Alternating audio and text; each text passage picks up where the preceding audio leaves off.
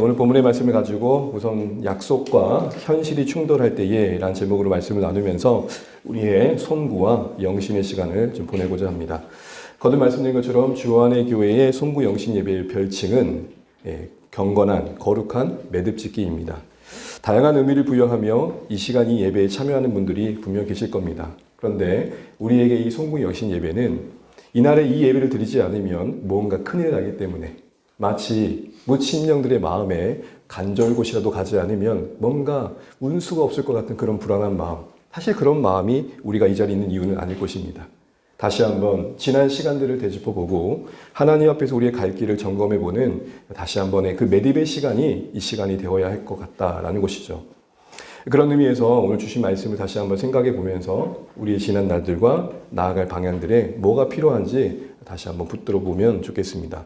먼저 여러분, 오늘 본문은 낯설지 않을 겁니다. 오늘 보면 하나님께서 아브라함에게 명령을 하시는데 웬 마른 하늘의 날벼락인지 천천병력과 같은 말씀을 하시죠. 2절을 보시겠습니다. 우리 설교 노트나 화면을 보시면 되겠습니다. 같이 한번 볼까요?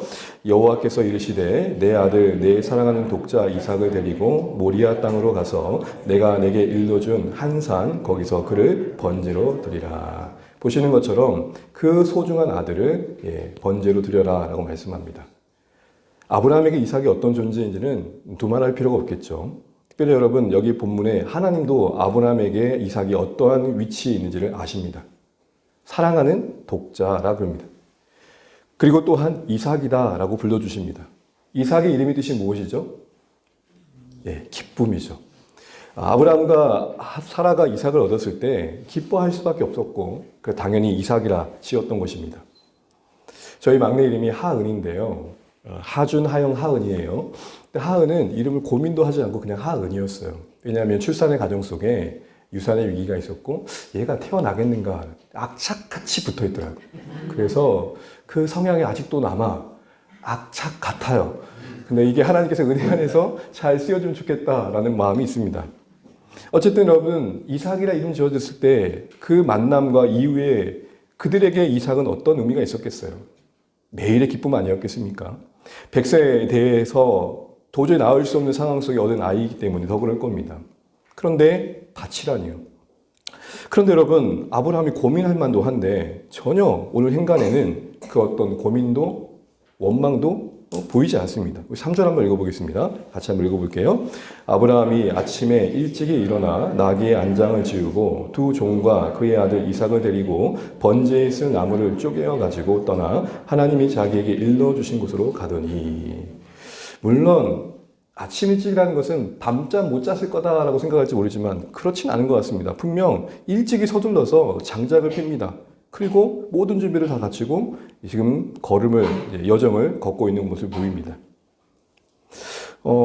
이런 아브라함의 반응을 보면 지금 기꺼이 뭔가 순종하고 있는 모습이죠. 그래서 일반적으로 이런 아브라함의 모습에 대한 이해는 가장 소중한 것을 하나님께 기꺼이 드리는 사람으로서 신앙의 모델로 우리에게 소개되어집니다.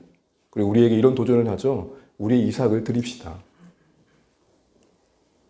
오늘 오전 예배 때 이삭을 주었고 저녁에 이삭을 드리는 이 묘한 만남은 뭔지 순간 지나가는 생각입니다. 아직 해석은 안 되지만요. 어쨌든 분명히 소중해서 드리자는 그 모습도 사실 우리가 볼 수 있습니다. 그런데 오늘 본문을 보고자 하는 포인트는 그게 아닙니다. 이삭을 바치려고 하는 아브라함의 헌신에 대해서 분명 말씀하시고 있지만 그것만 있겠는가라는 것이고 정말 그게 주된 메시지이겠는가라는 질문입니다. 그러고 보니까 5절이 다르게 와닿습니다. 우리 5절 말씀 같이 한번 읽어볼게요. 이에 아브라함이 종들에게 이르되 너희는 나귀와 함께 여기서 기다리라. 내가 아이와 함께 저기 가서 예배하고 우리가 너희에게로 돌아오리라 하고. 여기서 여러분, 우리가 누굽니까? 아브라함과 이삭입니다. 특별히 돌아오리란 말도 복수입니다. 그러니 고민 없이 이 우리는 분명 아브라함과 이삭입니다. 번제로 드려 죽어 이 세상 없어질 것을 생각하고 온전히 드린 입장에서 본다면 이해가 됩니까? 그러니까 지금 아브라함은 애초부터 이삭을 번제로 드리고 난 다음에 혼자 돌아올 생각이 전혀 없었습니다. 어떻게 진행될지 모르지만 어쨌든 함께 돌아올 것에 대한 뭐가 있죠? 믿음이 있고 확신이 있고 기대감이 있습니다. 단지 이삭을 드린 아브라함의 헌신의 근거에 그러게 그 믿음은 뭔가 우리에게 다른 관점으로 그 믿음을 보도록 뭔가 방향을 제시해 주는 것 같습니다. 그 믿음은 뭘까요? 한마디로 말하면 약속에 신실하신 그 하나님에 근거한 기대감입니다. 우리의 소중한 것을 드리는 믿음도 소중하지만 오늘 아브라함이 오히려 보여주고 있는 것은 드려져야 된다는 것과 함께 이삭과 다시 돌아올 것을 말하고 있는 그의 입장에서 본다면 또 다른 측면에서 보면 약속에 믿으신 그 하나님의 근거에 기대감을 갖는 믿음이 꺾이지 않아야 된다는 거죠. 이걸 조금 더 구체적으로 보기 위해서 오늘의 구약의 사건을 해석해주고 있는 신약의 본문을 좀 볼 필요가 있습니다. 우리 히브리서 11장, 믿음장이라고도 하는 그곳에 오늘 이 본문의 사건이 어떻게 소개되고 있는지 17절, 18절 먼저 같이 한번 읽어보면 좋겠습니다. 17절, 18절입니다. 같이 읽죠. 아브라함은 시험을 받을 때에 믿음으로 이삭을 드렸으니 그는 약속들을 받은 자로되 그 외아들을 드렸느니라. 그에게 이미 말씀하시기를 내 자손이라 칭할 자는 이삭으로 말미암았으리라 하셨으니. 아멘. 오늘 보시면 17절에 약속들을 받은 자라고 나와 있는데 이 사람은 지금 아브라함을 말하고 이 말의 내용의 의미는 하나님께서 아브라함을 불러 주셨던 약속을 언급하는 겁니다. 아브라함에게 어떤 약속을 주셨죠? 하늘의 별을 봐라. 바다의 모래를 봐라. 그렇게나 많은 후손을 너에게 주겠다. 이런 약속을 아브라함이 받은 겁니다. 그 받은 자입니다. 그런데 그 시작이 되는 것은 뭐죠? 이삭입니다. 18절을 보시게 되면 그래서 이렇게 표현되어 있습니다. 내 자손이라 칭할 자는 이삭으로 말미암으리라. 이스마엘과의 관계 속에서 정통성을 이삭에게 두시는 말씀인 거죠. 창세기 21장을 배경하는 말씀입니다. 이 말의 의미가 뭐죠? 그 약속들을 이룰 시작으로서 이삭은 위치하고 있다라는 겁니다. 이삭이 없이 아브라함에게 그 다음의 후손이 이어질 수 없는 건 당연한 거 아닙니까? 그러니까 이 약속대로라면 이삭은 죽으면 됩니까? 안 됩니까? 죽어서도 안 되고 살아나야겠죠. 살아 있어야겠죠. 만약 죽는다면 돌아오지 않는다면 하나님의 약속은 무산되고 마는 겁니다. 자, 이제 표를 보십시오. 그럼 이런 위치가 만들어지는 겁니다. 아브라함의 고민을 우리가 추정해 볼 수 있는 거예요. 약속은 뭐예요? 많은 후손을 주겠다는 거예요. 설교 노트를 보세요. 요구하시는 명령은 뭐예요? 이삭을 드리라는 거예요. 여러분, 이게 논리적으로 하나님 입장에서 말씀하시는 게 앞뒤가 맞습니까? 안 맞습니까? 어디야? 지금 가고 있어. 그래? 빨리 오는데 다치지는 마. 급하게 오는데 다치지는 마. 약간 우리도 일상 속에 보면 모순된 말을 쓸 때가 있잖아요. 여러분 보세요. 이삭을 통해 내가 후손을 주겠어 라고 말씀하신 하나님과 그리고 요구하시는 것은 이삭을 드리라는 하나님과 이 하나님이 같은 하나님이라면 충돌되고 있는 거 아닙니까? 지금 바로 아브라함이 거기에 껴있는 거죠. 이런 약속과 그리고 요구하시는 명령이 충돌, 모순처럼 보이는 그 갈등과 고민 속에 아브라함이 있었는데 그 선택이 뭐였냐는 거예요. 우리가 너무 잘 아는 것처럼 19절 말씀 같이 한번 읽어볼게요. 히브리서 11장 19절 시작. 그가 하나님이 능히 이삭을 죽은 자 가운데서 다시 살리실 줄로 생각한지라 비유컨대 그를 죽은 자 가운데서 도로 받은 것이니라. 비유하자면 죽은 것과 다를 바 없고 거기서 다시 돌아온 것과 마찬가지야 라고 이야기하면서 하는 말이 뭐죠? 이삭을 죽은 자 가운데 다시 살릴 줄로 생각하고 드렸다라는 겁니다. 여러분, 여기서 약속과 모순되어 보이는 현실의 요구 앞에서 하나님의 명령 앞에서 지금 아브라함은 뭘 보고 있습니까? 약속하신 하나님이 누구신지를 보고 있는 겁니다. 여러분, 이게 중요한 겁니다. 아브라함이 주목한 그 하나님, 그럼 어떤 하나님이죠? 어떻게든 약속하신 바를 이루실 거라는 그 신실하신 하나님과 그 이루시는 능력의 하나님을 바라봤던 거죠. 그게 지금 죽은 자 가운데서 살리는 방식을 동원해서라도 하나님께서는 이삭을 통해 이루실 그 일들을 성취할 것을 아브라함은 지금 고백하고 있다는 것입니다. 특별히 여러분 19절 보시면 하나님이 뭐라 그러죠? 능히라고 되어 있습니다. 이 능히라는 말은 뭐죠? 어떤 상황에도 어떤 모순 속에서도 하나님은 하신 약속을 지켜내고 마신다. 그 무엇도 하나님의 이 약속의 성취에 방해될 건 없다. 여러분, 그러고 보면 얼마나 이게 은혜가 되는지요. 우리 개인의 구원을 한번 생각해 보죠. 하나님은 그리스도 안에서 우리를 자녀 삼으시고 영원한 하나님 그 나라까지 인도해 줄 것을 약속하셨습니다. 모순은 뭐죠? 그 약속에 어울리지 않는 우리의 하루하루 아닙니까? 간혹 내가 정말 주의 자녀 맞나? 라는 의혹과 의심 앞에 초라해질 때가 얼마나 많은지. 그 약속과 현실의 모순 속에 여러분 이 능히가 말하는 바가 뭡니까? 그러나 하나님은 그리스도 안에 택하신 그 백성을 반드시 구원해 가시며 완성의 자리로 세워 놓으신다는 거죠. 여러분 여기서 우리가 정말 중요한 거 한 가지를 기억해야 할 필요가 있습니다. 그럴듯한 약속보다 더 중요한 것은 약속하신 분이 누구시냐라는 거죠. 우리 세상 말로 흔히 이런 말을 합니다. 네가 콩으로 메주를 쏜다 해도 나는 안 믿어. 이 말이 언제 나오죠? 혹시 살아가는 동안 이 말을 들으셨다면 인생을 다시 한번 돌아보셔야 됩니다. 왜 이런 말을 우리가 하게 됩니까? 메신저에 대한 신뢰가 그만큼 전하는 메신저의 내용에 중요한 영향을 끼친다는 거죠. 여러분 한 예를 한번 들어보겠습니다. 너무 많이 회자되고 있는 예화이고 이야기이기도 합니다. 서머나 교회의 사역자였던 감독이었던 폴리갑, 우리 사도 요한의 제자로 알고 있죠. 그 사람이 결국 화형에 처하게 됩니다. 그리스도를 비난하면 살려주겠다는 회유를 당합니다. 그때 그의 고백입니다. 같이 한번 화면을 보시고 읽어볼까요? 시작. 나는 86년 동안 그분을 섬겨왔는데 그동안 그분은 한 번도 나를 부당하게 대우하신 적이 없습니다. 그런데 내가 어찌하여 이제까지 섬겨온 나의 임금님을 모독할 수 있겠습니까? 평생을 신실하게 하나님을 섬겼던 그의 인생 속에 화형이라는 극한의 위협 앞에 서 있습니다. 그 상황이 만만치 않을 겁니다. 그런데도 지금까지는 어떻든 간에 지금 그 마주한 상황의 현실, 하나님이 자신을 잘못 대우한 적이 없다고 함에도 불구하고 그 자신은 화형에 처해야 된다는 그 모순 앞에서도 끝까지 하나님이 자신에게 잘못하시었다라고 이야기하고 있습니다. 이것은 평소에도 그렇고 지금 이 순간에도 그렇고 보여지는 상황보다 하나님이 더 크게 보였기 때문에 가능한 것이죠.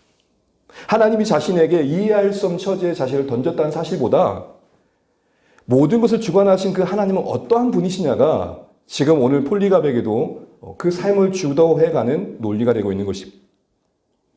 여러분 아브라함도 마찬가지였습니다. 신실하신 하나님의 그 성품의 기초에서 이삭을 통해 약속을 이루겠다는 것과 이삭을 드리는 이 모순된 현실을 수용하면서 다 이해하지 못했지만 분명 죽게 된다면 살리실 것이고 혹 그런 방법이 아니라면 내가 생각할 수 없는 방법으로 일해 가실 것에 대한 기대감이 있었단 말입니다. 그래서 여러분 창세기 22장 8절에 그는 아들 질문에 이삭의 질문에 이렇게 그 기대감을 표현합니다. 같이 한번 읽어볼까요? 아브라함이 이르되 내 아들아 범죄할 어린 양은 하나님이 자기를 위하여 친히 준비하시리라. 여러분 어떻게 될지 모릅니다. 모리아상에 양이 있는지 없는지도 모릅니다. 그런데 지금 아브라함은 그 어떤 긴장감도 느끼지 않고 있습니다. 지금 자신의 속으로 아들을 묻고 제단에 올려 번제를 드려야 됩니다. 그럼 번제는 그 제사 형식이 어떻죠? 각을 떠야 됩니다. 그럼 그 활어라 그러죠, 활어. 생선집 앞에 지나가도 물속에 있는 생선이 아이고 이쁘다 그러지만 눈앞에서 그냥 도마 위에서 파삭거리면 여러분 어떻게 하세요? 아이고 맛있겠다 그러세요? 보통은 아이고 이게 뭐야 라고 하잖아요. 아들을 제단에 묻고 올려놓고 번제를 드린다? 얼마나 흉측합니까? 그런데 지금 아브라함은 마치 그런 일은 절대 없을 것처럼 잘은 모르겠지만 하나님이 뭔가 준비하고 계셔 기대감으로 그 모순의 현실을 뚜벅뚜벅 걸어가고 있습니다.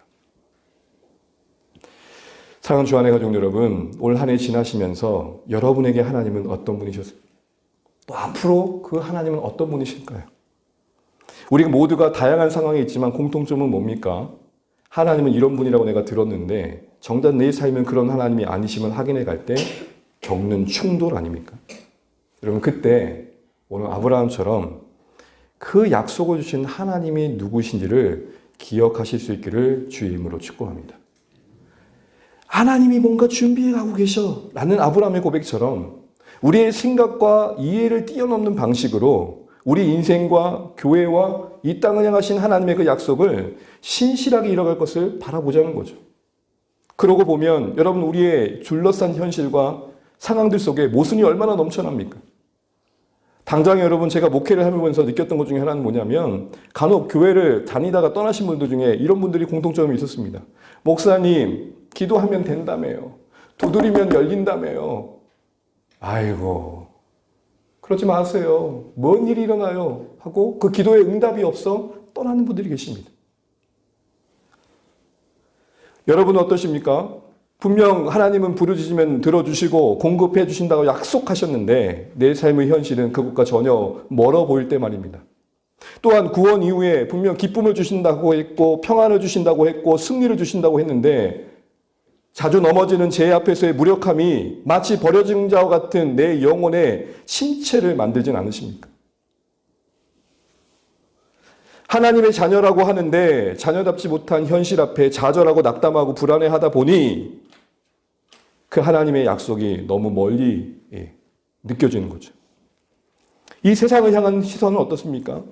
여러분, 하나님이 공의로 통치하는 걸 믿으십니까? 대답을 어떻게 하느냐에 따라서 그 다음 정리가 어떻게 될지 모르니까. 근데 여러분, 이 세상의 이 전쟁과 기근은 뭘로 설명하시겠습니까? 왜 이렇게 악은 안 끊어지는 거죠? 그리고 성질 날 정도로 그들은 잘 되는 건가요? 약속하신 하나님의 공의는 어디 있는 건가요? 마치 신기루와 같이 손에 붙잡혀지지 않는 그냥 가상의 일입니까?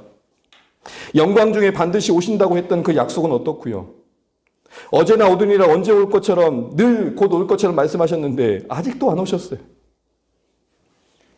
그러기에 그것은 마치 그냥 우리에게는 이루어지지 않은 약속처럼 여겨질 때가 있더라는 거죠. 이런 모순과 충돌 속에서 우리에게 기대하시는 신앙의 삶의 모습은 뭡니까? 와닿는 체감에 매이지 말고 우리에게 약속하신 그 약속의 내용에 모순된 현실에 넘어지지 말고 그 약속하신 하나님이 누구신지를 놓치지 말라는 겁니다. 만약에 여러분 주변에 이런 사람이 있다면 어떻게 생각하시겠어요? 다들 그 사람을 모함해요. 이간질해요. 중상모략해요. 듣고 보니 정말 완전 나쁜 놈이에요. 그런데 이런 발언을 하는 거예요. 들어보니 다 그럴듯하지만 내가 알고 있는 그분은 절대 그런 분이 아닙니다. 만약 주변에서 여러분에게 그런 증언을 하는 자가 있다면 그분은 여러분의 존재에 대한 신뢰를 두고 있는 거겠죠. 같은 원리로 이 모순된 현실 속에서 그래도 작은 목소리로 내야 될 우리의 신자의 명분과 자존심은 뭡니까? 설명할 수 없죠. 어떻게 설명해요? 세상이 이해시켜달라는데 어떻게 이해를 시켜요? 사실 우리도 이해 안 될 때가 있는데. 그러나 우리의 고백은 이거였으면 좋겠습니다. 내가 적어도 아는 한 우리 하나님은 그런 분 아니십니다. 내가 적어도 아는 한 우리 하나님은 절대 그런 분 아니십니다. 이게 바로 오늘 한 해를 맞이하고 새해를 맞이하는 우리에게 점검되어야 할 믿음입니다. 앞서 말씀드린 것처럼 송구 영신 예배의 또 다른 이름을 언약갱신이라는 시간을 갖는다는 의미에서 그렇게 말하는 것입니다. 언약갱신이 뭡니까? 하나님과의 우리의 관계를 언약으로 설명하고 있는 하나님의 말씀에 비춰보면 그 언약의 내용은 하나님이 우리의 하나님 되어주신다는 약속이며 우리의 입장에서는 하나님의 백성됨의 삶의 헌신을 요구받고 있는 것이 언약입니다.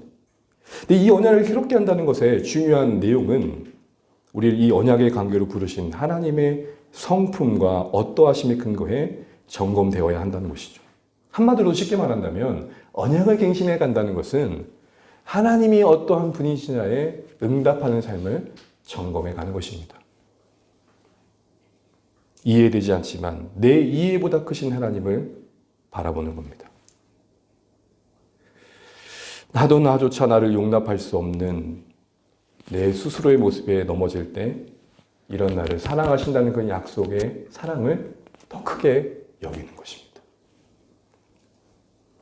이와 같은 하나님의 하나님 되심이 가장 잘 드러나는 곳을 굳이 물으신다면 저는 예수님의 십자가가 아닐까 싶습니다.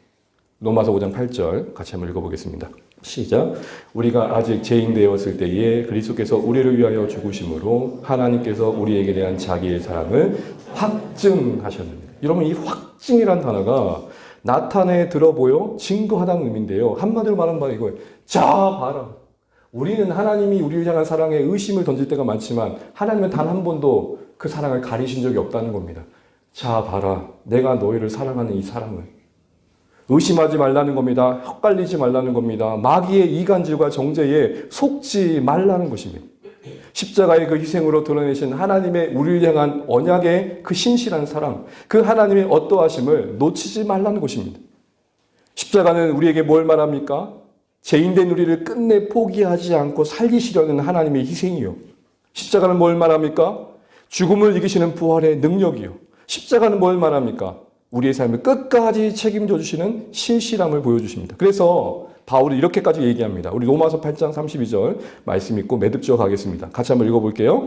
자기 아들을 아끼지 아니하시고 우리 모든 사람을 위하여 내주신 이가 어찌 그 아들과 함께 모든 것을 우리에게 주시지 않겠느냐. 하나님께서 그 아들을 내어주신 사랑을 들고 이렇게 말하는 겁니다. 죄송해요. 조금 더 구체적으로 하기 위해서. 이면아, 봐. 십자가를 봐. 이걸 보고 그 다음 걸 생각하면 안 될까? 모순과 이해되지 않는 속에 괴로워하지 말고 그때마다 십자가를 봐. 이게 너에게 선명한 빛이 될 거야. 바로 이런 말씀을 우리에게 해주시고 계신 겁니다. 그러므로 사랑하는 주안의 가족 여러분, 우리의 신앙의 현실 속에 하나님의 말씀과 약속이 내 삶에, 내 주변의 상황 속에 충돌로 와닿을 때 십자가로 나아가시는 우리 주안의 모든 가족 되시길 바랍니다. 그래서 오늘 우리 한 해를 마치며 새해를 맞이하는 이때에 성찬을 갖고자 합니다. 성찬은 이 십자가의 의미를 눈으로 보게 해주는, 보여주는 설교와 같습니다. 이 성찬 안의 떡과 잔은 속죄의 희생을 상징하며 새 언약의 희생을 의미합니다. 속죄의 떡과 새 언약의 피를 우리가 먹고 마시면서 십자가를 묵상하게 되고 다시 한번 기억하게 되는 거죠. 이 연말에 많은 분들이 서로의 해로를 풀기 위해 찾고 있는 곳 중에 하나가 아마 술집일 겁니다. 그들은 먹고 마시며 서로를 격려합니다. 그리고 마시며 이 지난 일을 잊자고 건배사를 날립니다. 세상은 잊어버리기 위해 마시지만 우리는 뼛속 깊이 새기기 위해 마시는 겁니다. 포도주를 여러분 입 안에 담아 몸 안에 흐를 때 그것이 여러분 안에 그리스도의 사랑으로 와닿으시기를 주의 이름으로 축복합니다. 이 사랑과 이 능력과 이 은혜를 기억하고 우리의 모순된 현실을 다시 한번 바라보시면 이해되지 않지만 하나님이 어떻게 풀어가실까의 기대감은 조금씩 자라가게 되실 것입니다. 사랑하는 성도 여러분, 마침 2024년이 이사가 우리에게 준 메시지가 있습니다. 올해 지나고 새해는 용의 띠라고 합니다. 용띠 계십니까? 너 용띠니? 잘 될 거야. 그런데 여러분, 가만히 보니까 2024가 저에게 준 메시지는 그거였습니다. 이처럼 사랑하사. 이처럼 사랑하사. 네, 웃으세요. 저는 말도 안 되는 짓을 하냐고. 근데 저는 은혜가 되는 거 어떡해요? 뱀띠가 아니다고. 진사오미잖아. 용 다음 뱀인데. 오늘 뱀띠였으면 얼마나 좋았을까? 그러고 있는데 24가 주는 메시지. 이처럼 사랑하사. 사랑하는 주안의 가족 여러분, 다시 한번 흔들린 순간들을 우리가 맞이하게 됐고 그때마다 십자가를 기억하실 수 있기를 주의 이름으로 축복합니다. 한 가지 더 말씀드리며 말씀을 맺고자 합니다. 오늘 아브라함이 이렇게 어연히 하나님의 부르심 앞에 네 하나님 제가 여기 있습니다 라고 기꺼이 반응을 하고 있고 어떤 기대감을 가지고 완전히 하나님께 그 인생을 맡긴 자처럼 서 있는 이 온전한 모습이 이 22장에서 드러났다는 것을 우리 놓치면 절대 안 됩니다. 아브라함이 처음 불론받았던 장이 몇 장입니까? 12장입니다. 무려 10장의 시간이 지나고 나서야 오늘 아브라함은 이삭을 기꺼이 하나님의 일하심의 기대감 속에 드릴 수 있는 자리에 섰다는 것입니다. 시간 속에 그의 안에 하나님 앞에 거듭된 삶의 여정 속에서 신뢰가 쌓여갔던 거죠. 아브라함은 어떤 인간이었습니까? 아내를 2번이나 누이라고 팔아먹었죠. 여러분, 만약에 여러분의 남편이 제 모르는데요 라고 2번이나 그랬다면 어떻게 하겠어요? 또한 100세에 이삭을 낳기 전까지는 그게 가능하냐고 비웃었지 않습니까? 그런 시간들이 지나고 하나님께서 이삭까지 주시는 경험들을 쌓이고 나니까 하나님 앞에 그가 어느새 그 신뢰가 성숙의 자리에 서 있는 것을 보게 됩니다. 사랑하는 여러분, 더해가는 세월만큼 많이 아쉽기도 하시겠지만 깊어지실 수 있기를 주님의 이름으로 축복합니다. 하나님에 대한 신뢰가 시간만큼 깊어지시면 좋겠습니다. 이걸 왜 우리가 해야 될 것 중에 하나가 뭐냐? 비교입니다. 목사님, 비교는 범죄 아닌가요? 타인과 비교하지 마십시오. 어제의 나와 오늘의 나를 비교해 가셔야 됩니다. 아주 치열하게 하셔야 됩니다. 어제의 나와 오늘의 나를 보셔야 됩니다. 가끔 이런 말을 듣는 분들이 계십니다. 저거 올챙이적 생각 못한다. 한 해를 매듭지으며 비교하십시오. 다른 사람과 아니라 여러분 자신과 그 어제의 여러분과 오늘의 여러분을 비교하시면서 십자가 앞에 다시 한번 점검해 보시고 이 언약의 갱신의 자리에 감사와 회개로 지난날을 매듭짓고 새로운 소망으로 한 걸음 내딜 수 있는 은혜의 시간 되시기를 주의 이름으로 축복합니다.